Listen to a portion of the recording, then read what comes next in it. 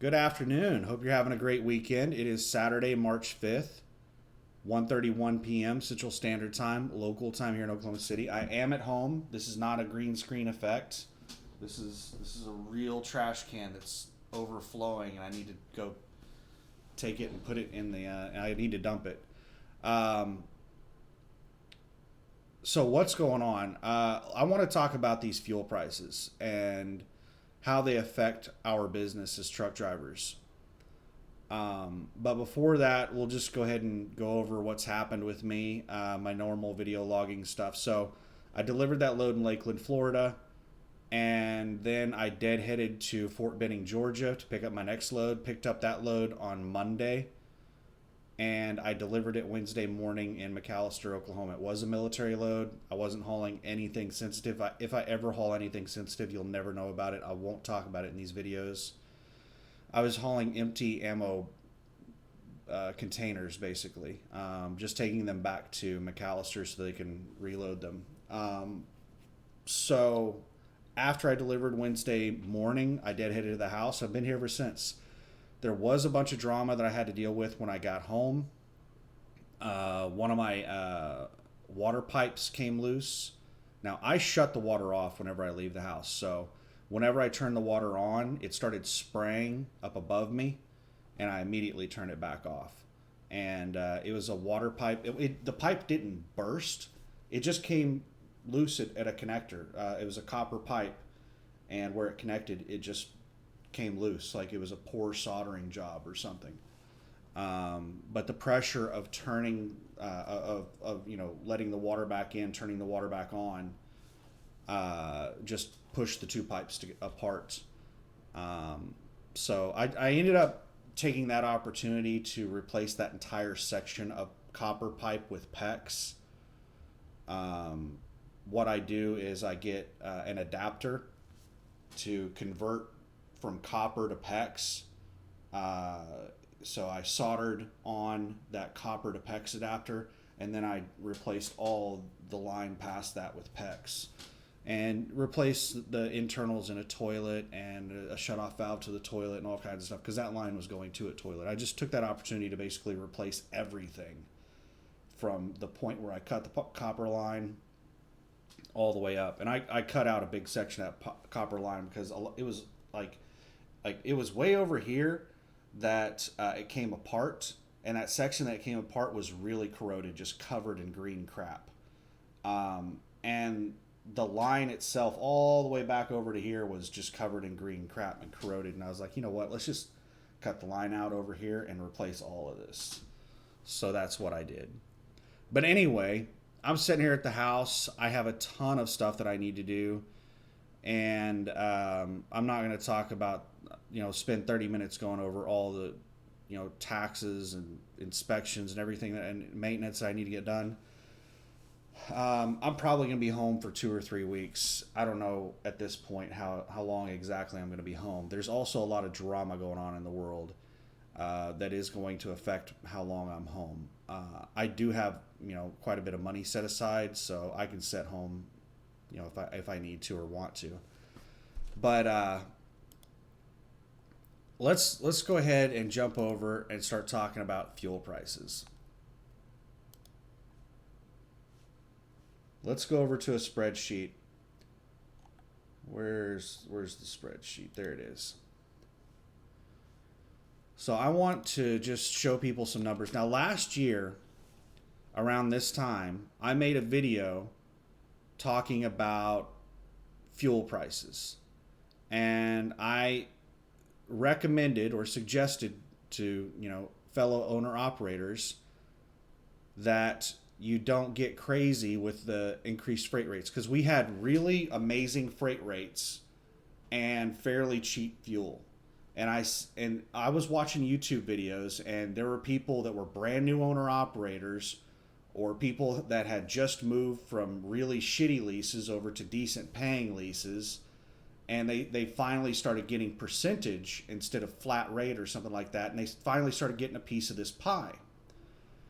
And they started posting videos with their new trucks, their new houses, fucking gold teeth. I mean, just ridiculous shit. And I'm seeing all this stuff on YouTube, and fuel prices had been going up ever since the Democrats took power back in November of 2020. Or was it 2021? I can't remember. But it was 2020. November of 2020 was when the Democrats took power. And fuel prices just started rising immediately because they stopped a lot of leases to for new exploration for oil and gas. They're not approving oil and gas exploration in the United States. All of that has to get government approval, and they're not approving that. The oil and gas industry in the U.S. is stagnating because of that. They shut down the Keystone Pipeline development. All of these things affected fuel prices, and fuel prices started going up considerably. And I heard the most ridiculous thing from Biden last week. He said that nothing that he has done has had any effect on fuel prices. Do they just think if they say this stupid shit that people are dumb enough to believe it? This is like Orwellian, the level of ridiculousness of the lies, and just like blatantly lying to us. It's just craziness. But anyway, fuel prices have been going up ever since the Democrats took power. And I made a video about 3 or 4 months after the Democrats took power, and I suggested that people be careful with their spending, because being successful as an owner-operator... Let me go back over to the main camera until I finish this, and then we'll go back to the spreadsheet. Being successful as an owner-operator, there's a lot of things that factor into it, but mainly it's about managing your expenses versus your revenue, and that determines your income. So our revenue was incredibly high.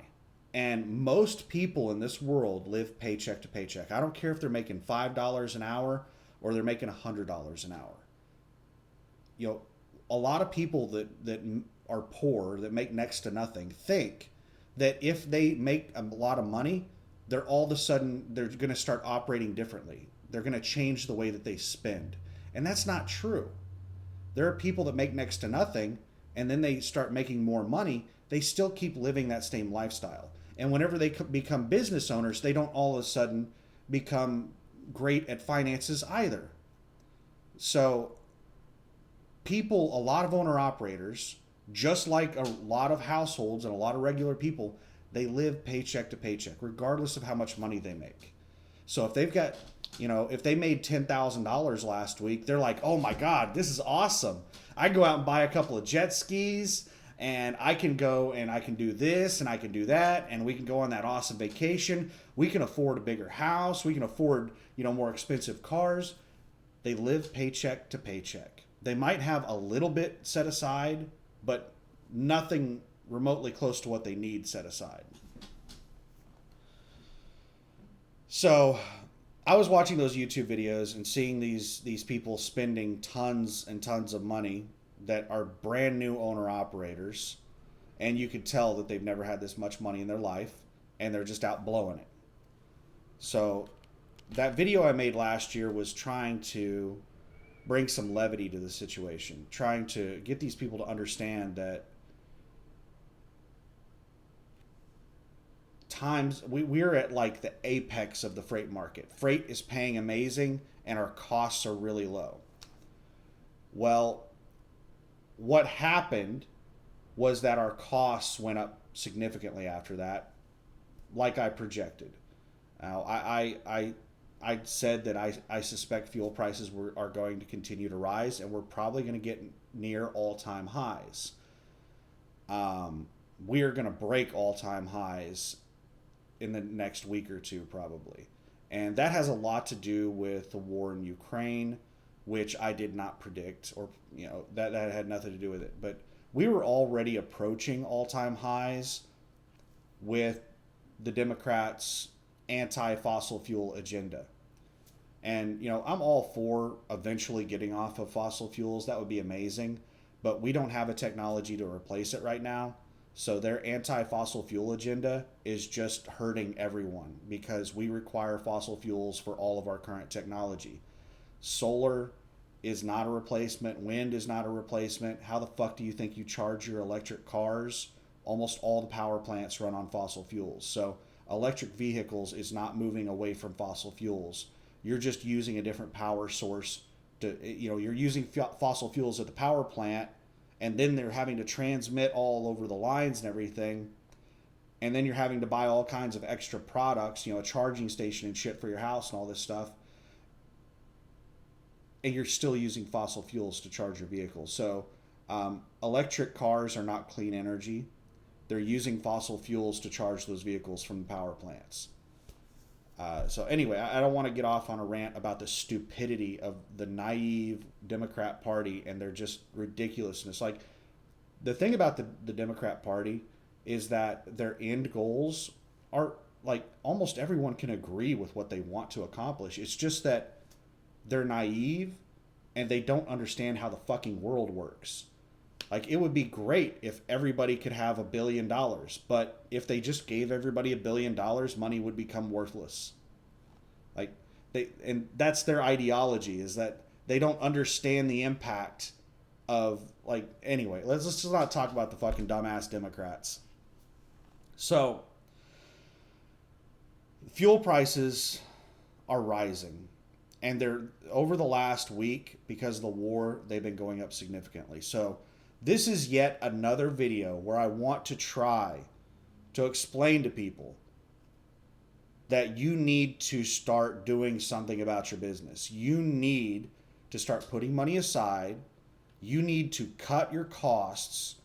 And you need to be able to ride this shit out, because a lot of trucking companies are about to go out of business, even though we have near all-time high freight rates right now. A lot of companies are going to go out of business because freight rates are not going to keep up with fuel costs. Let me show you how. Let me show you.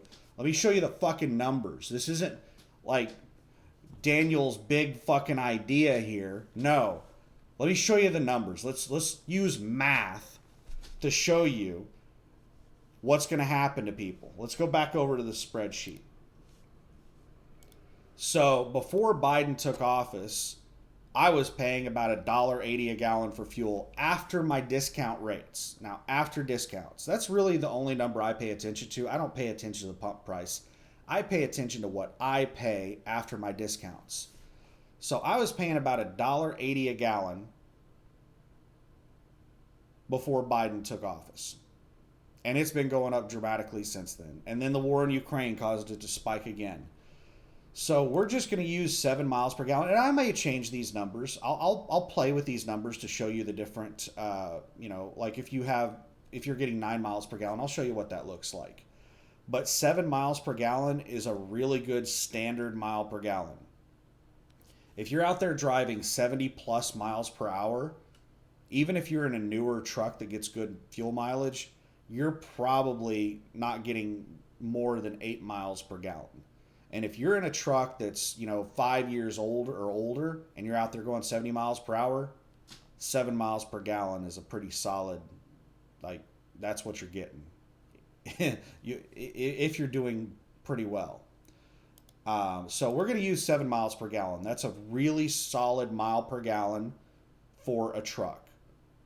Whenever you look at, there's always going to be some fucking moron that's going to pop in and go, I get 15 fucking miles per gallon because I have a 2022, truck, and I haul fucking styrofoam that weighs nothing, and I'm on a dedicated run going between two places that are on, flat land. I don't go over any fucking mountains.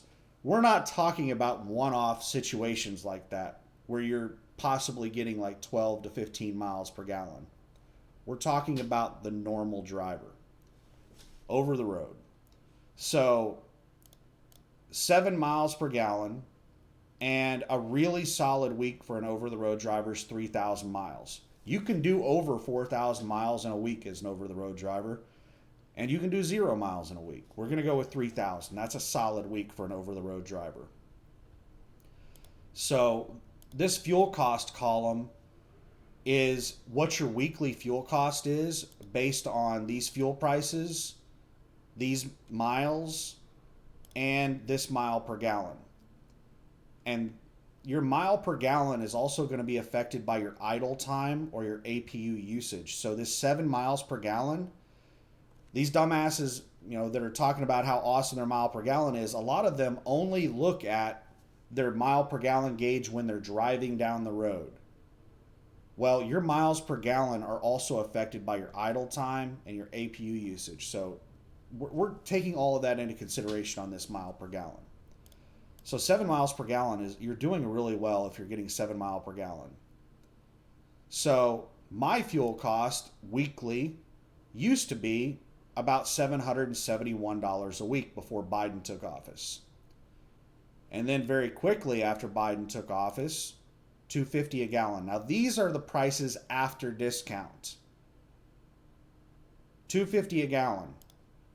This is what I'm actually paying for fuel. My fuel prices shot up, to $1,000, almost $1,100 in a week. That was a $300 increase per week in fuel cost. That sucks, but $300 a week to me is really not that big of a deal. So then it got up to $3 a gallon. You know what? Let's do another column right here. Let's do it right here.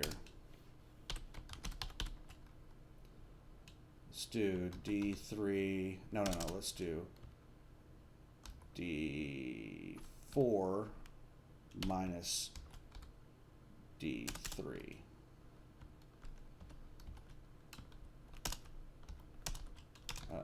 There we go.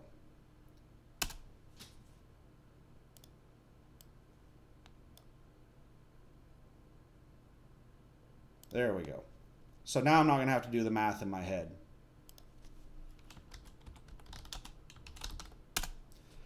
All right, so exactly $300 difference.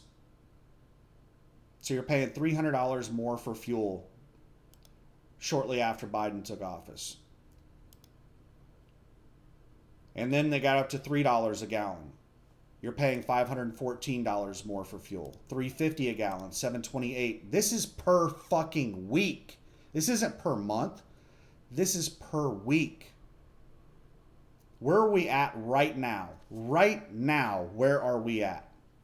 $4 per gallon in Oklahoma City. And this is one of the cheapest places you can get fuel in the country, is in Oklahoma City. Oklahoma, Texas, two of the cheapest places you can get fuel in the entire country.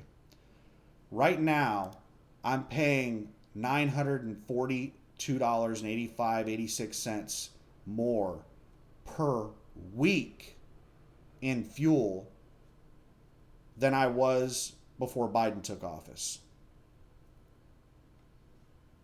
This is huge.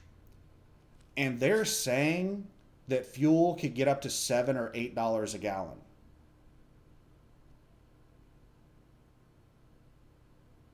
I don't know if that's going to happen, but it has jumped almost $1 a gallon in the last couple of weeks. The lead up to the fuel prices went up in anticipation of the invasion of Ukraine. And then when it actually happened, they went up even more. So like almost $1 a gallon in just the last couple of weeks. Imagine how much faster and how much higher they can go. So if they get up to another $1 a gallon, $5 a gallon, that's almost $1,400 a week in extra fuel costs. What's your total fuel cost? Is this? It's this number right here. You're paying $2,143 a week in fuel. And if it gets up to $8 a gallon, which they're projecting $7 to $8 a gallon, you're talking $3,400 a week in fuel. even where we're at right now at $4 per gallon, that's almost $1,000 more than what it was before Biden took office. There are a lot of owner operators that only make about $1,500 to $2,000, probably around $1,500 a week on average is what they're making. And if you take away $1,000 from their pay, they're only making $500 a week.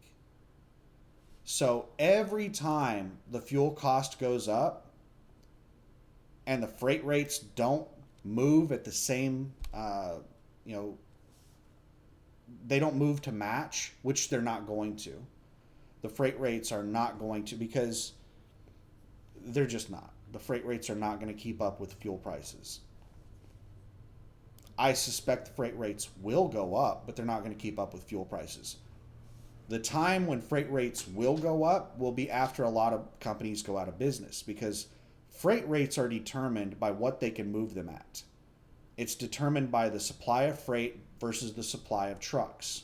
Supply and demand. What's the demand for the loads? Right now, the industry is saturated with trucks. We have way too many fucking trucks in this industry, and it's depressing the freight rates. As fuel prices go up, trucking companies are going to go out of business. That is going to take time. There are people that are going to stay in it until the last second. They are going to be, weeks behind on their truck payment. They're, barely going to be able to purchase fuel, and they're going to keep going until they can't go anymore. And then they're finally going to go out of business. Trucking companies are really bad about that. The small owner operators are better at transitioning to shutting down their businesses, but still, they're usually going to stick it out as long as they can. These larger companies, though, they have a lot of debt, so they can go out of business rapidly. They can go out of business very quick because of how much debt they have. They have salaries for all their mechanics. They have salaries for all their office workers.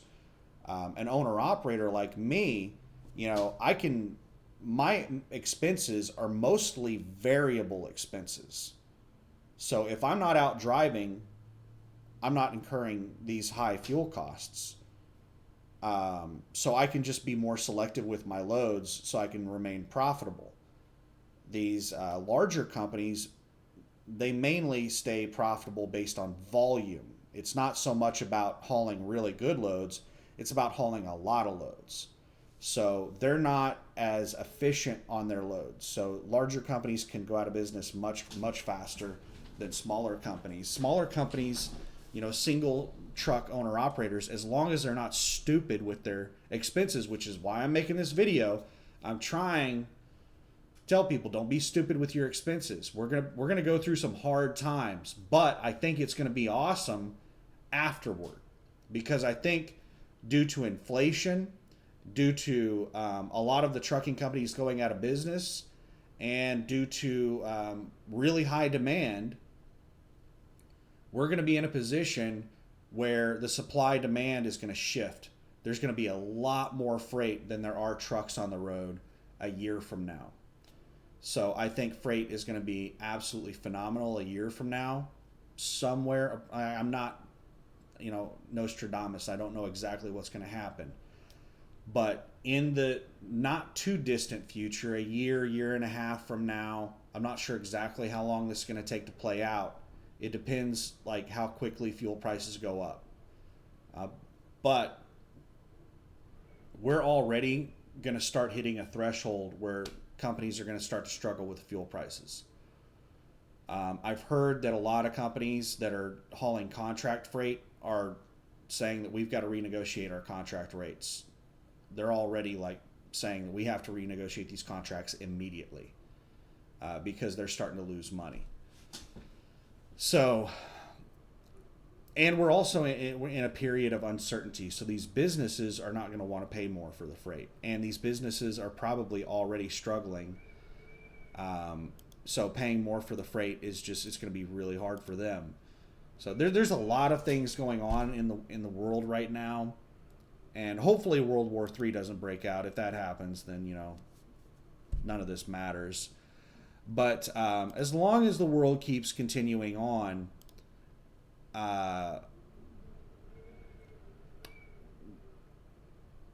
we're looking at, most likely what's going to happen is the entire economy runs on fossil fuels. It's what I was saying a minute ago about the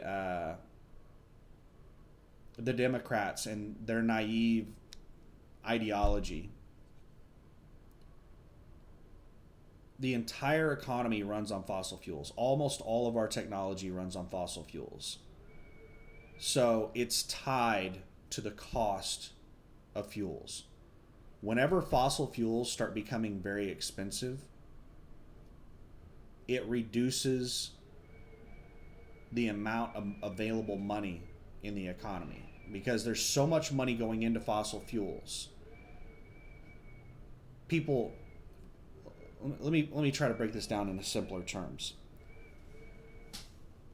Your average person has a certain amount of money that they make per week.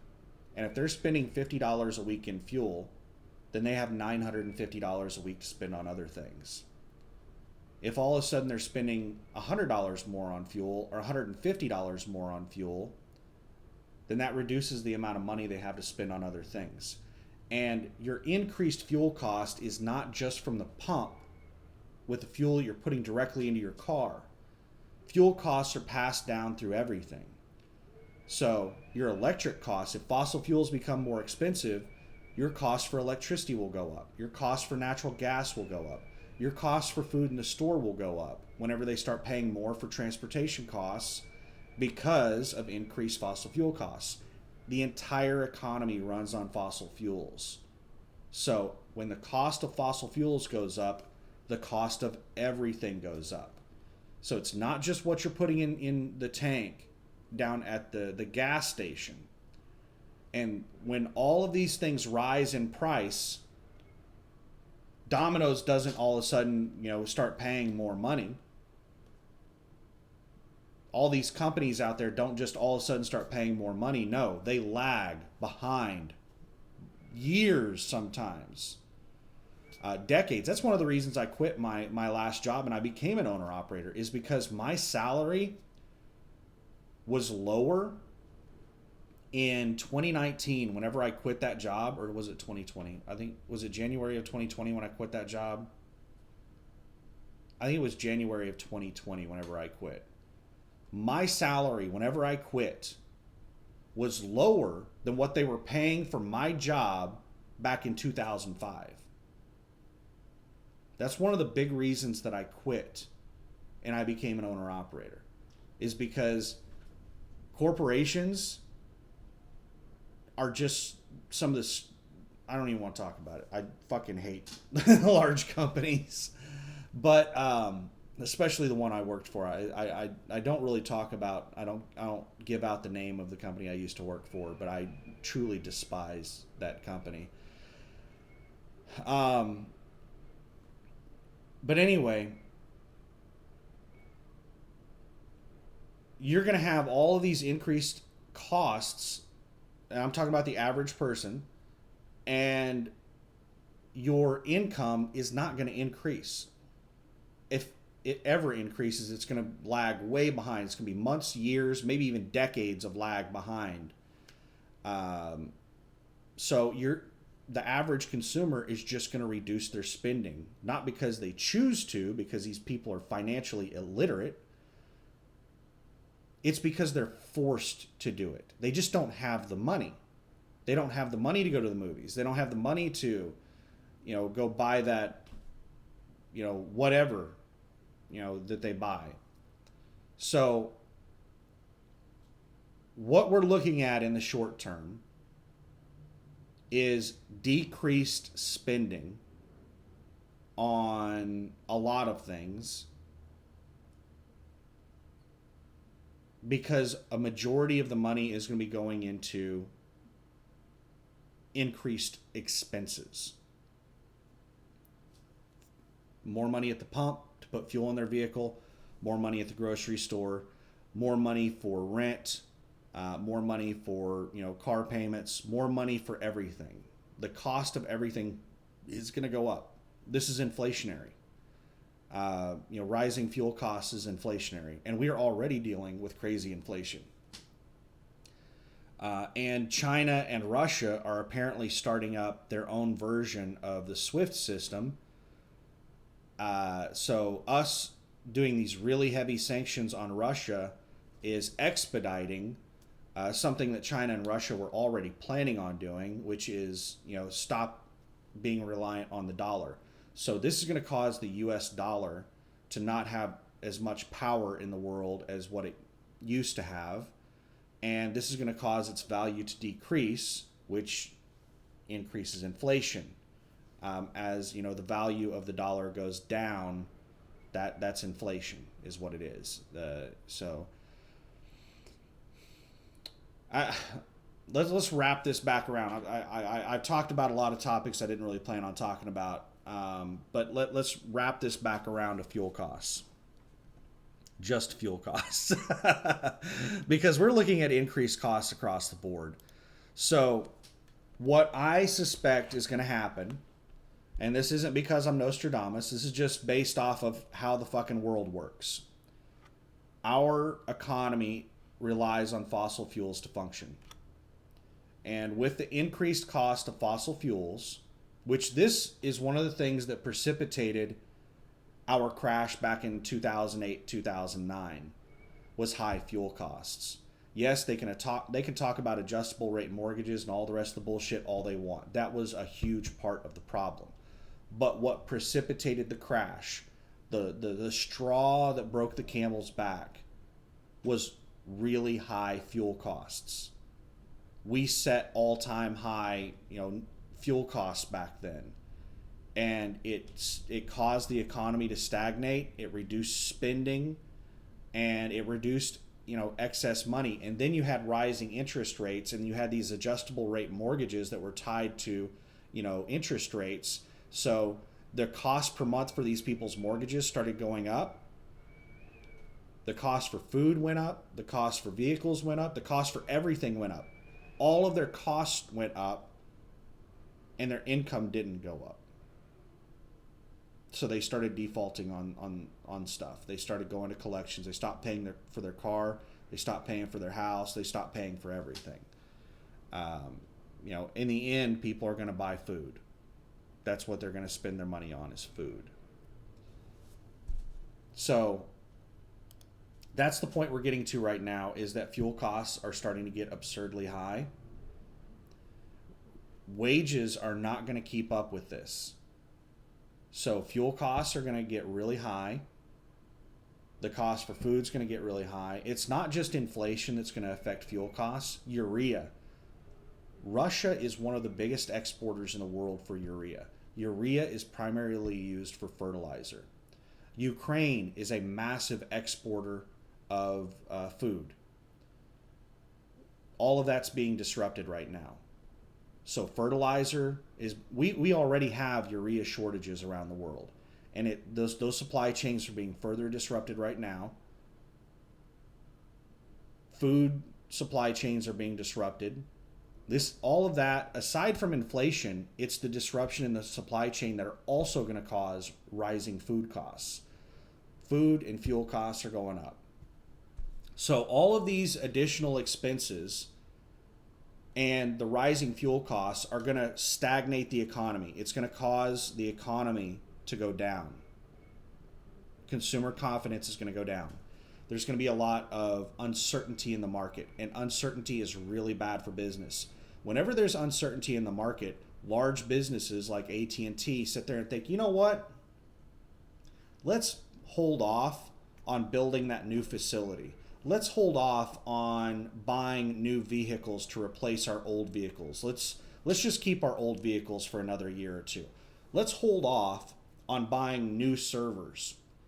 We can use our existing infrastructure for another year or two while we ride this uncertainty out. That's the type of stuff that happens when there's uncertainty. Businesses get really cautious with their spending, and people just don't like, people are really bad with their finances. Most people are. So their restrictions on spending is not like they're choosing to, it's just they don't have the fucking money. They don't have the money to go down there and, you know, spend it on whatever. So what we're looking at in the trucking industry, what impact is this going to have on us? I suspect freight volume is going to decrease, and I suspect fuel prices are going to go really high. What does that mean for us? That means, because this industry is supply and demand, that's what determines freight rates. When the amount of freight decreases, the rates decrease. So we're going to see decrease in freight rates, and we're going to see an increase in expenses because of our fuel costs. And we're going to continue to see increases in expenses at the shop, part costs, everything else. And we're also going to have to deal with the normal increased expenses that everybody else is dealing with food and, you know, our personal vehicles and stuff like that. The cost of just about everything's going to go up. So I'm recommending, again, same thing I did last year around this time, be very careful at managing your revenue versus your expenses. I am suggesting that you be very careful about going out and buying that new house that you don't need, about buying that new car that you don't need, about buying the new truck that you don't need. I would love to have a brand new truck right now. I could easily go down and get another brand new truck today, exactly what I want. But then I would be incurring $200,000 expense. It's not a good time to do that kind of stuff. Ride it out, because I suspect what's going to happen is in the next year, approximately, I'm not Nostradamus, I don't know exactly what's going to happen, but in approximately the next year, it could happen really fast, depending on how high fuel or how fast fuel prices go up and how high. But we're likely going to see a lot of trucking companies go out of business. So in the next year or so, most likely what's going to happen is freight rates are going to go down. I don't think they're going to go down significantly, but they're going to go down. And our expenses are going to go up significantly. Mainly fuel costs are going to go up significantly. You're going to start spending like $1,000 more a week in fuel costs. A lot of owner-operators, after all of their expenses, only make about $80,000 a year.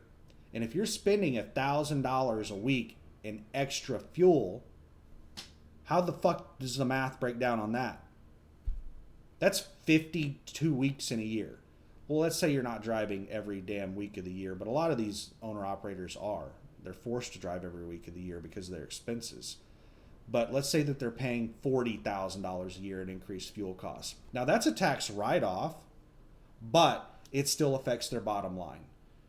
It's not going to be they're going to drop from $80,000 a year to $40,000 a year because it is a tax write-off. They're like, the amount of money they make after all their expenses is probably going to drop from 80 down to somewhere in the $50,000 to $60,000 range, somewhere in that area. That's a huge drop. If you lost $20,000 to $30,000 a year in your income, that would probably affect everyone, especially since most people, like I said, most people live paycheck to paycheck. They're really bad at managing their finances. And for them to lose $20,000 or $30,000 a year in revenue or income, that's devastating.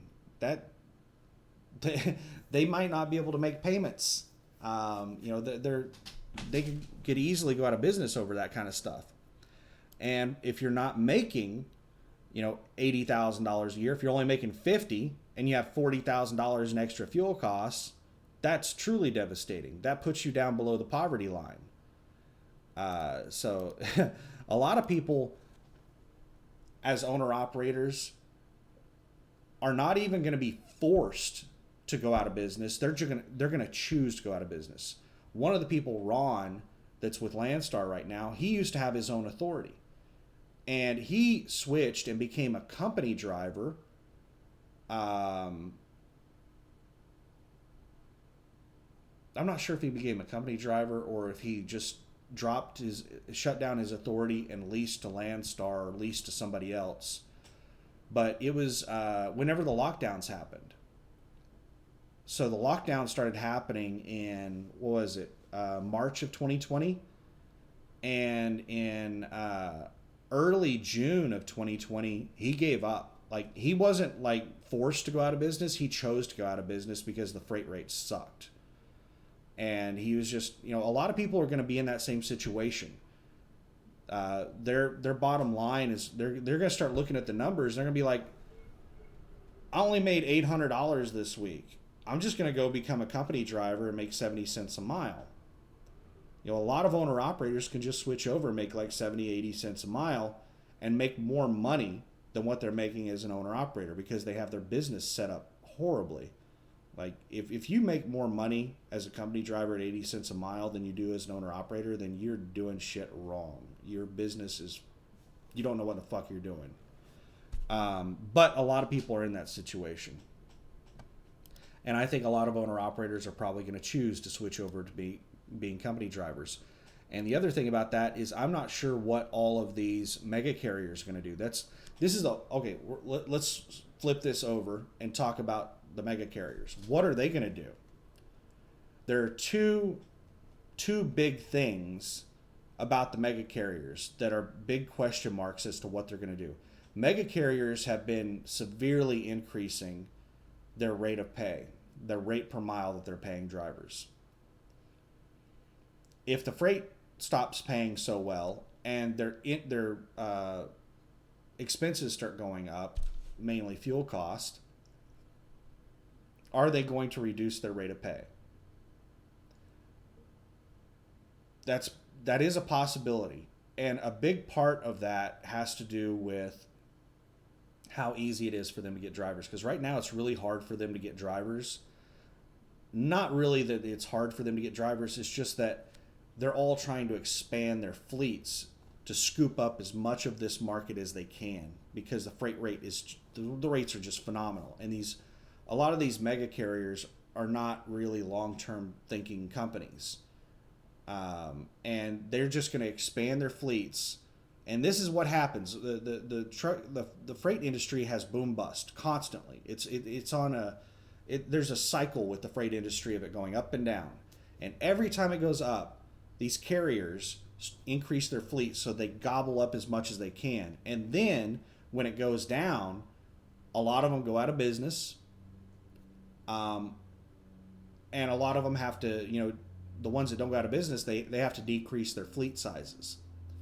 What are they going to do over the next year? What's my guess as to what they're going to do? Well, one of the things I think they're going to do is most trucking companies have been increasing their governed speed. Most trucking companies are running above 65 now. A lot of them have moved to 70 or higher. I think that's going to change. I think trucking companies are going to roll back their governors for fuel efficiency because it's going to make a huge difference on their bottom line. There's a huge difference between 65 and 70 in fuel costs. It's big. Especially when the cost for fuel starts going up really, really high. It becomes a fairly significant difference. When the fuel cost is like $2 a gallon, it's not that big of a deal.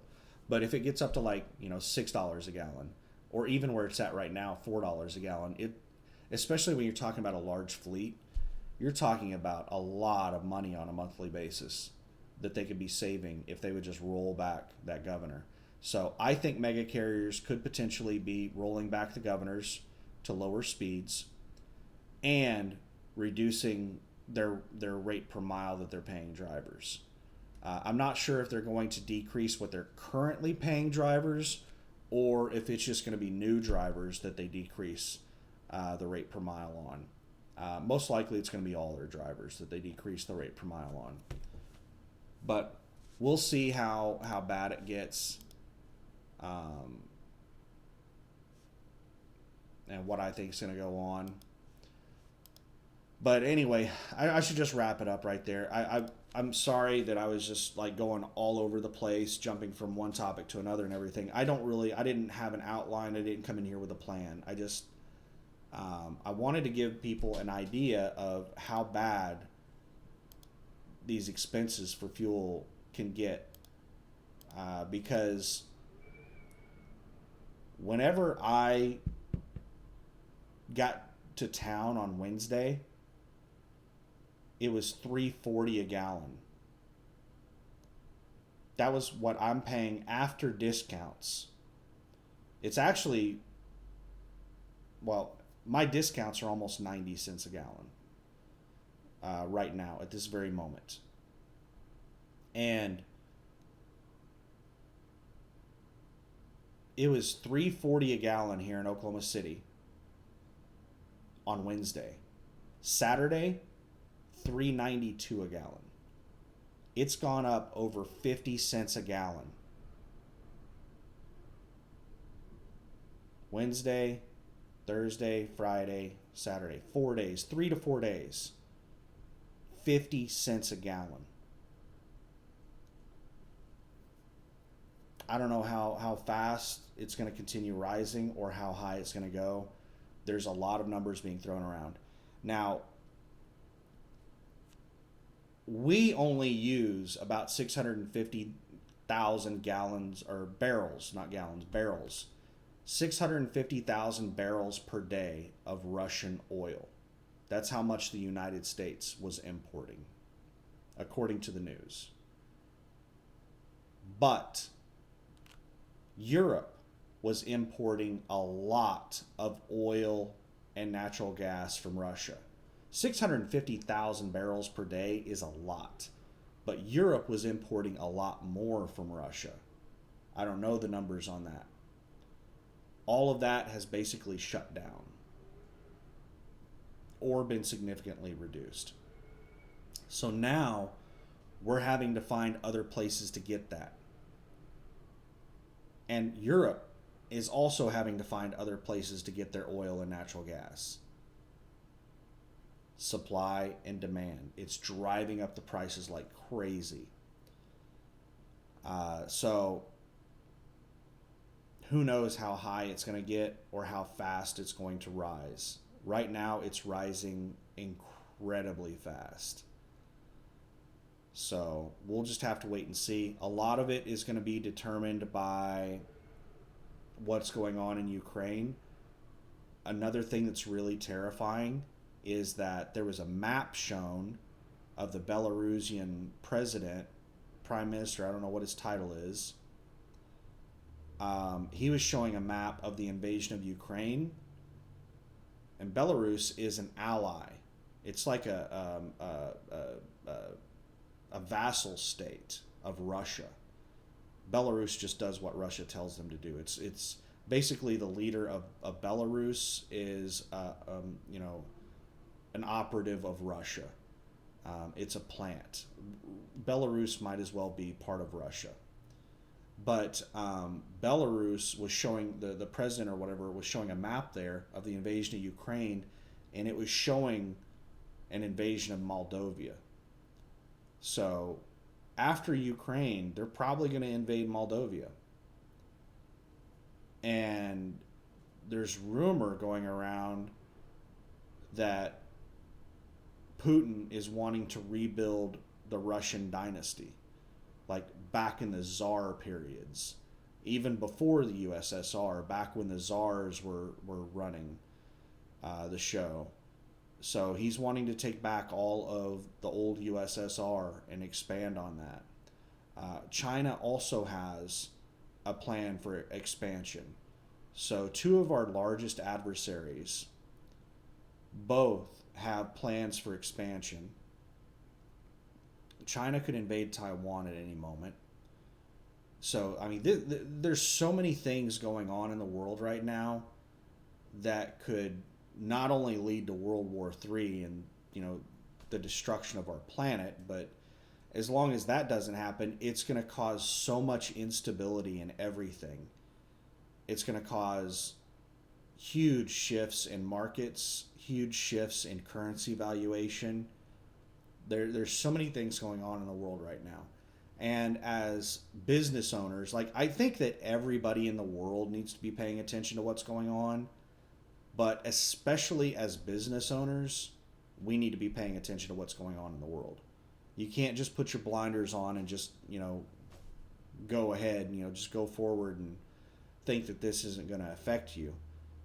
You need to be paying attention to what's going on in the world. I don't want to go into detail about all the drama going on in the world, so I think I better end it there. The main point of this video is we're about to see huge increases in our expenses. Fuel is one of our biggest expenses. We're about to see huge increases in our expenses, and I suspect that we're going to see a decrease in our revenue. So plan for it accordingly. You do you. I'm going to run my business the way I want to run my business. You run your business the way you want to run your business. I'm just making a suggestion. So anyway, thanks for watching. Best of luck to everyone during these historic times that we live in. I don't know, if I'm happy that I live in, would I rather live in a very boring time where nothing really big happened? I don't know. But we live in some crazy times. So best of luck to everyone. Bye.